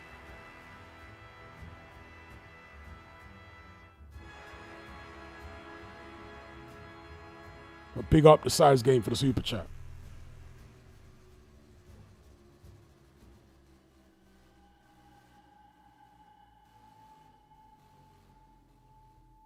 Worst chance would have been Usyk. Worst chance would have been Usyk, bro. Get the graphic up again. Yeah, worst chance would have been Usyk.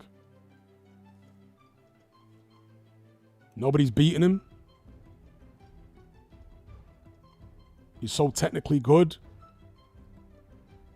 High boxing IQ.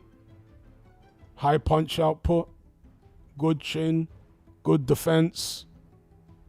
Underrated power. Great footwork. Makes you work. There's none of that taking a walk during a round or taking moments off during a round when you're in there against Alexander Usyk. He punishes all mistakes.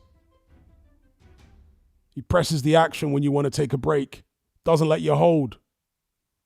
So, yeah, least chance against Usyk.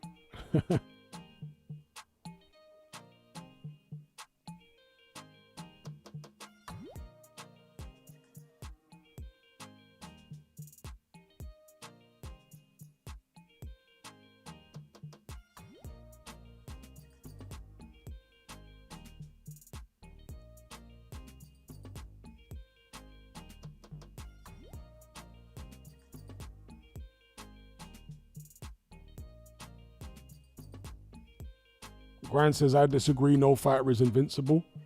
I'm not sure if you're responding to somebody else in the live chat, but I'm definitely not saying Usyk's invincible.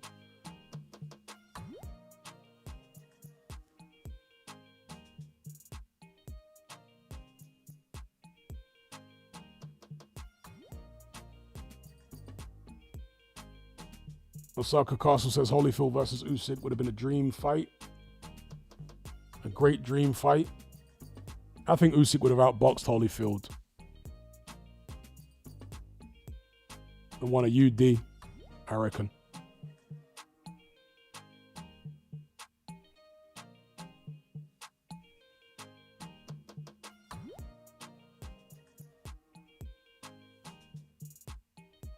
Not sure why Cal retracted his questions. Somebody was saying they were good questions. He's retracted them.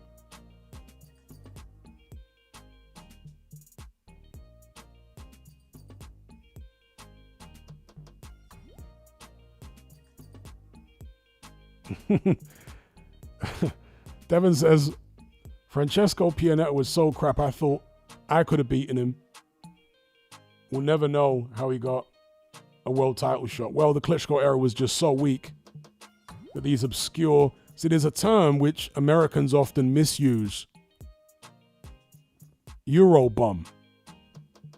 Truth be told, so many of Klitschko opponents were appropriately called Eurobums. Pianetta being one of them.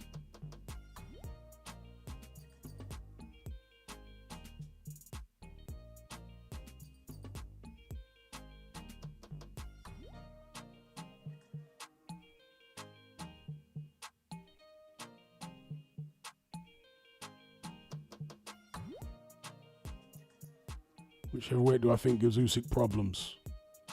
In the top 10,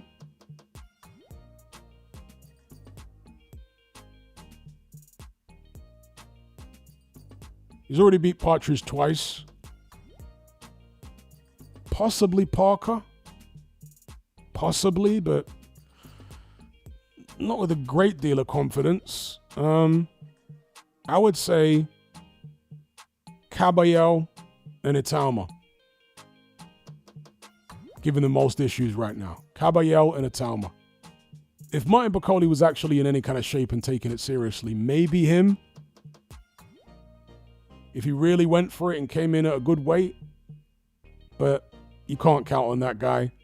So I'm going to say, yeah, Caballel and Itama might give Usyk the most problems. Not like they give him a load of problems necessarily, but in my estimation, compared to the rest of them, they'd give him more problems than the others.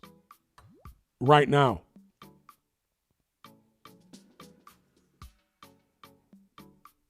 I saw an interview the other day with Spencer Brown, obviously Luke Partridge's manager.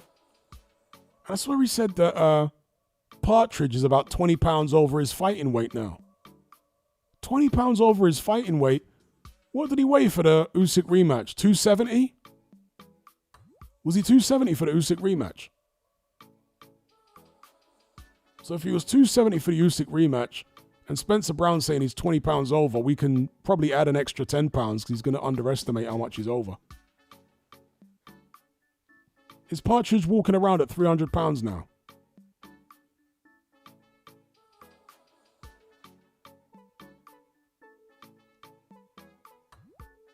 How's that for dedication? And Circle says he was 280 plus. 281, says Mr. Luca. Okay, 281 for the Usyk rematch. So he's, according to Spencer Brown, at least 300 pounds.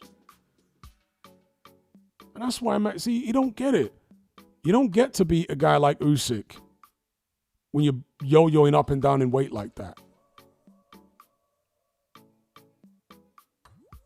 Samil says, how are them knees doing at 300 pounds? And Partridge doesn't have a naturally big frame. He's tall, yes, but he's not like a thick set guy like a Joe Joyce or a Zhang. Do you know what I mean? He doesn't have like a naturally big bone structure. He's more of like a skinny guy that's put loads of fat. He's skinny fat, you know? So his skeleton doesn't look as robust as a Joe Joyce or a Zhang who carry 280 pounds and look a lot more solid. You know what I mean? And they're slightly shorter than Partridge as well. And yeah, Fury's legs are skinny. That's why I say all of that weight is probably murder in his joints.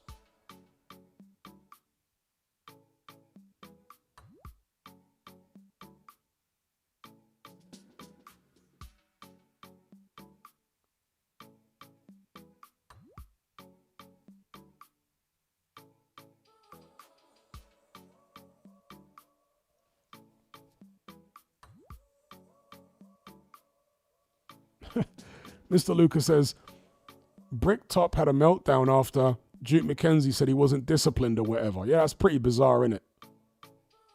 To have a meltdown over something that's obviously true.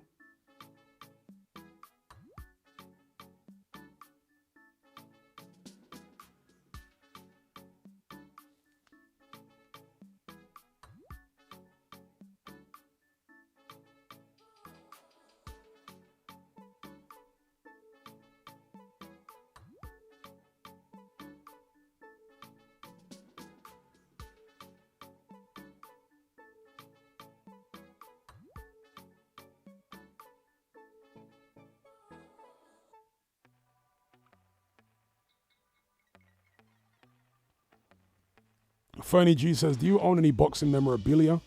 I have a Canelo and Khan signed glove and another signed by Bo. Now, I don't have any signed memorabilia, but I do have several pairs of limited edition Vasyl Lomachenko rival sparring gloves. I wish I would have held on to the reverse colorway. I actually gave them to my brother, and he's probably mashed them up because he's not the sharpest tool in the box, that one. I gave him the reverse color. And they are far more rare than the main color. The blue and yellow rather than the yellow and blue. They're far more rare. And there's me saying he's not the sharpest tool in the box. I weren't the sharpest tool in the box in that moment, right? Giving them to him. What can you say? Big brothers are generous sometimes, you know? I was feeling generous. I gave him these limited edition Lomachenko gloves. They're probably worth a good few grand now. The main color, which they made more pairs of are still going to be worth a good amount of money, but not as much as the reverse color because they're more rare. And like I say, he's probably mashed them up. He might not even have them anymore, you know? God, he's that boy is something else.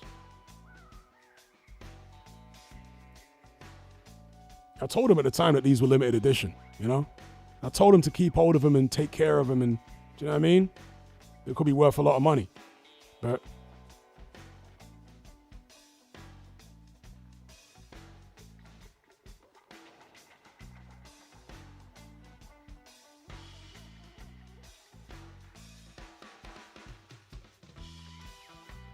yeah, I wish I had my boxing collection, boxing magazines still, but unfortunately, mums being mums, because they're at my parents' house, my mum threw them away. Years ago, I did ask her, like, is that box that, because she hates clutter, you know what women are like, she hates clutter and all this kind of stuff, and she's just wandering around the house, desperate to throw something away. She's like the opposite of a hoarder. So she threw like a massive box full of like, you know, a decade's worth of boxing magazines and more than a decade's worth. She threw it all away.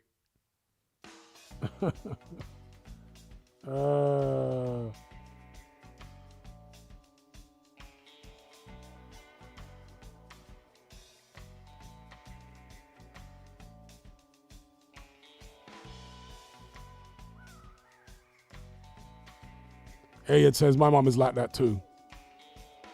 You know, my mom used to say weird things, right? When I was a teenager, if my room weren't tidy, she said that she couldn't sleep at night if my room was untidy. She'd literally be in bed next to my dad, tossing and turning. She wouldn't be able to sleep knowing that my room weren't tidy. I'm like, that's not normal. That's not normal. How does my room being untidy stop you from sleeping? I don't get it.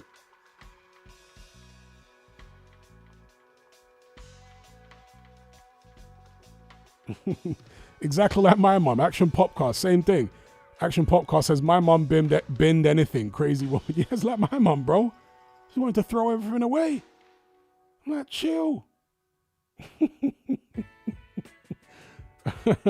Bigger Ank says definitely a universal experience. Mums being OCD and throwing away our stuff. Oh my days.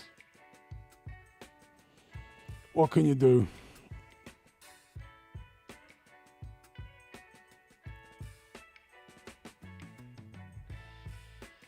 Yep, same as mine, Action Popcast. Action Popcast says my mum would go nuts at the thought of my room being slightly messy. Yep, exactly like mine, bro. Yeah,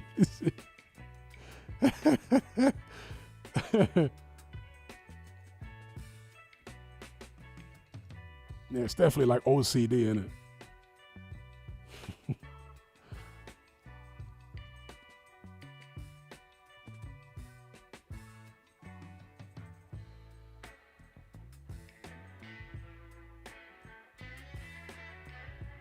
Afro Jam says his mum was the opposite. She was a hoarder. Okay. Yeah, my mum was the opposite of a hoarder, bro. She's, God, obsessed with throwing stuff away.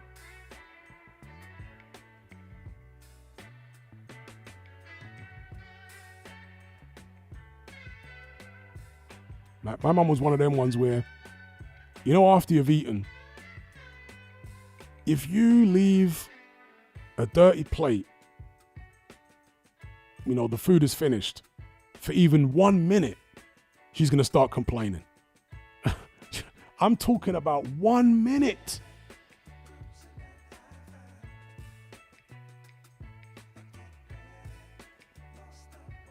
Maybe not even a minute, 30 seconds.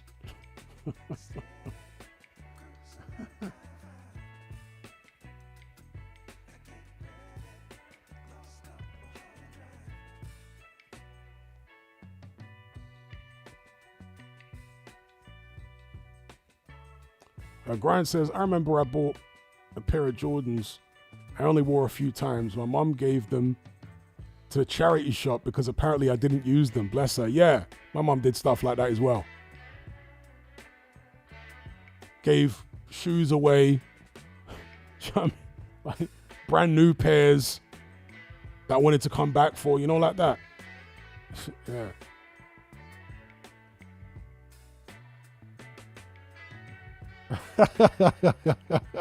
Wow. Action Popcast says, my mom would polish door handles and make you use your t-shirt to open them. Absolutely crazy. Yeah, that's next level. That is next level. No fingerprints on the door handles.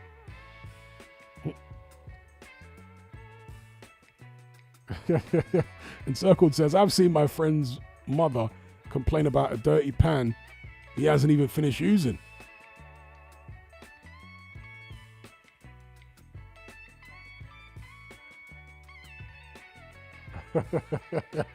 That's right, Debiaka. Mom be washing the plate while you're still eating. Shout out to D-Man for the super chat. He says, did you hear in Australia they want to tax you if you have a spare bedroom in the house? Yes, I have heard about that. Yeah, that's been on social media. Doesn't surprise me at all. Australia's been so big brotherish for so long. But didn't they have something similar to that in the UK years ago? I want to say they had something similar to that years ago. I swear I remember something like that in the UK as well. A bedroom tax. There was a bedroom tax in the UK, wasn't there? Is it still in place? East Midlands Fight Fan says that's happening in England.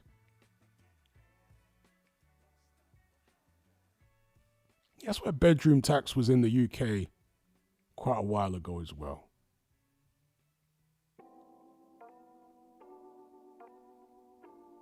Although Australia, like I say, in terms of Big Brother stuff, is on another level again to the UK.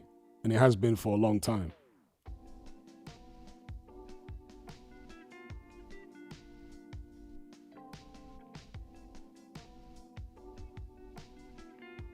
Big up D-Man for the super chat.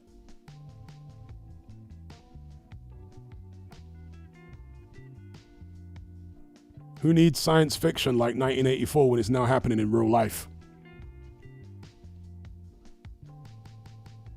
A prophetic movie book before that.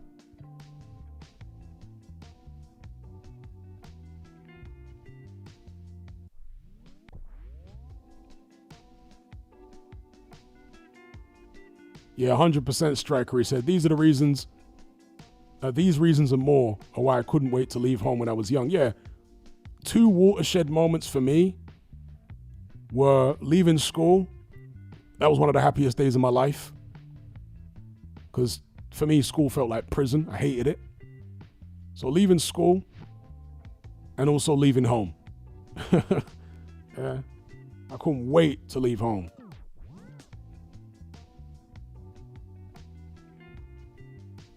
Living under somebody else's rules and conditions and being constantly nagged. Ugh, couldn't stand it, mate.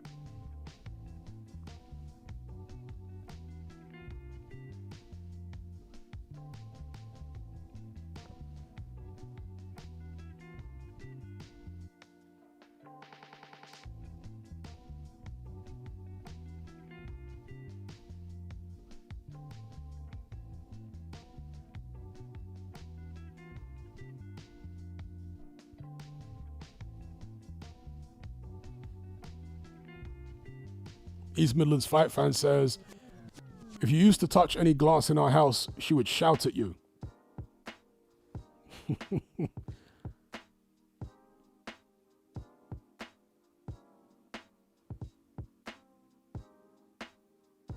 This tab crashed.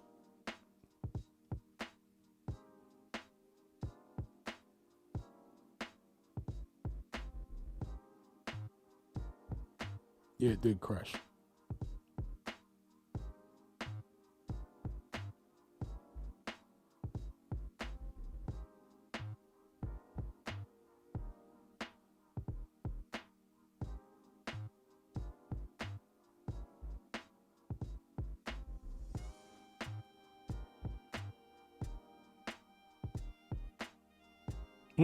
Striker says, Australia, where we get taxed for breathing and pass about 20 speed cameras on the way to the supermarket.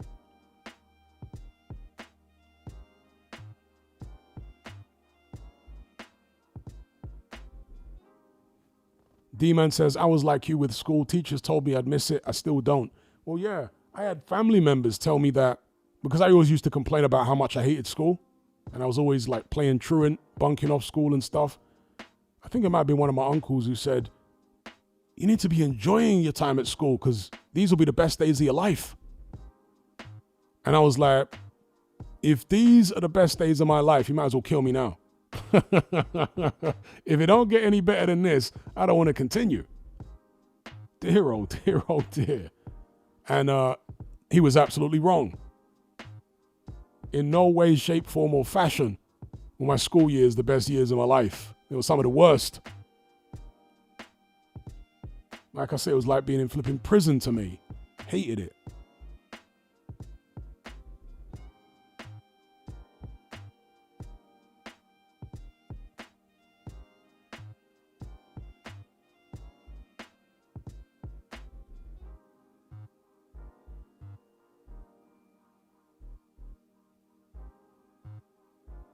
I'm not saying there were never any fun times at school. Yeah, there were some fun times, but as an overall experience, I didn't like it.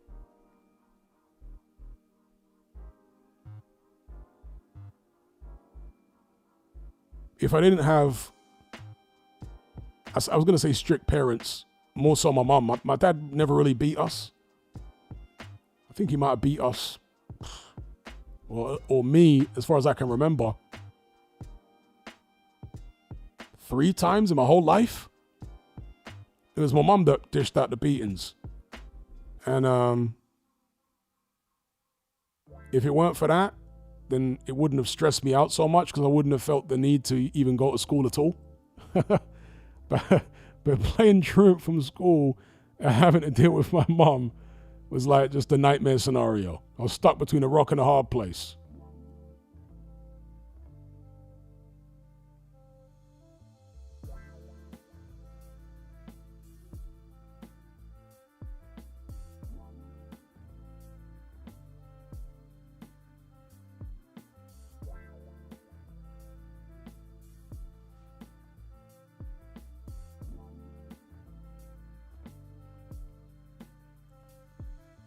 Grind says, I didn't like school, but I for sure miss some of my school friends. Hope they're doing well in life. I don't miss any of my school friends, personally.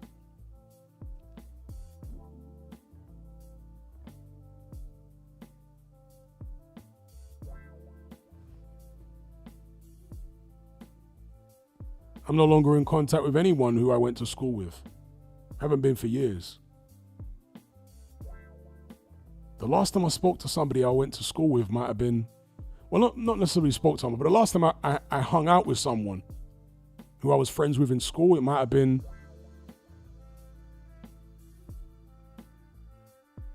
2008, 2007, something like that.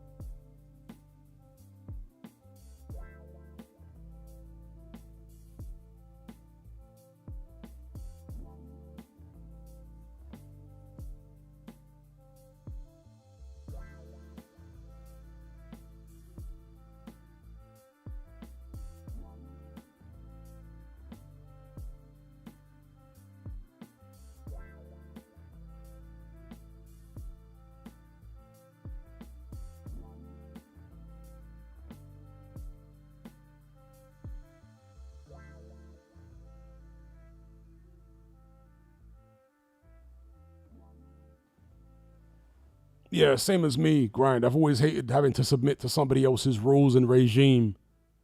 You know, I don't like it.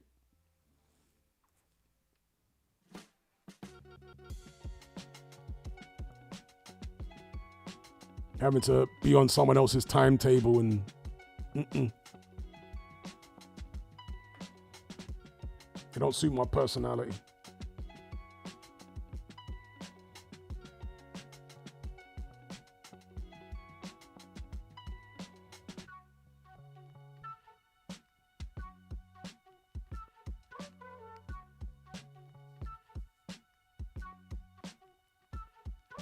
Yeah, school trips were cool. I enjoyed some of the school trips. They were fun memories. Absolutely, yeah, 100%. It was just being in school itself. Not the school trips were, were great.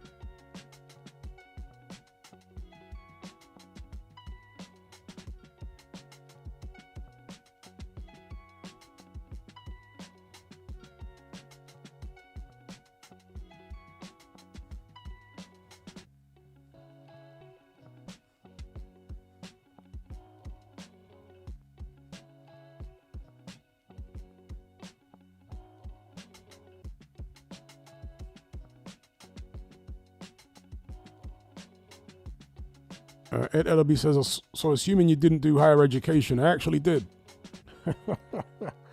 Even though my attendance in secondary school, I think, was about 50 or 60%, it was very low.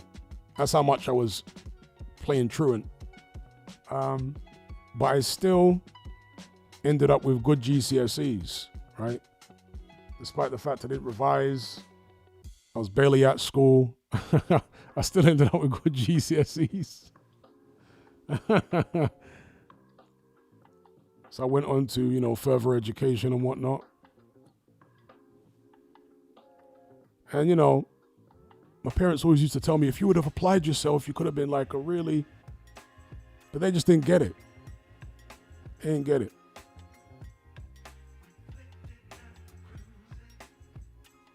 I couldn't apply myself because I was in an environment that I hated. It was just like, I was allergic to the whole regime and routine and structure of school. Totally allergic to it. I didn't get kicked out for that. Nah. Didn't get kicked out for that. This was the 90s, There was far worse kids than me. There were kids who went to my school that were doing bank robberies. So when I was at school, a 50, 60% attendance rate, given the other kind of kids that were there, wasn't that bad. It wasn't that scandalous compared to some,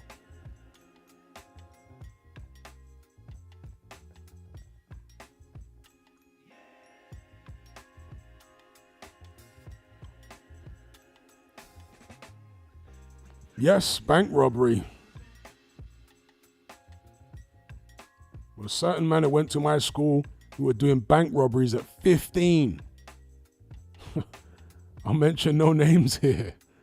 There was a certain man that were doing bank robberies at 15.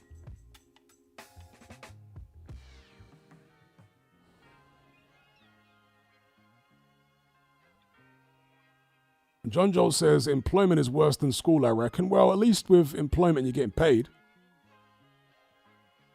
You don't get paid to go to school.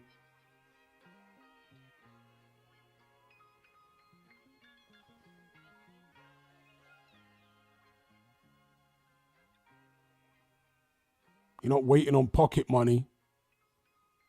And obviously, once you start earning a wage, you're getting a lot more money than pocket money would be anyway. So I didn't like being an employee at all. Hated it. But school for me was still worse. All things considered.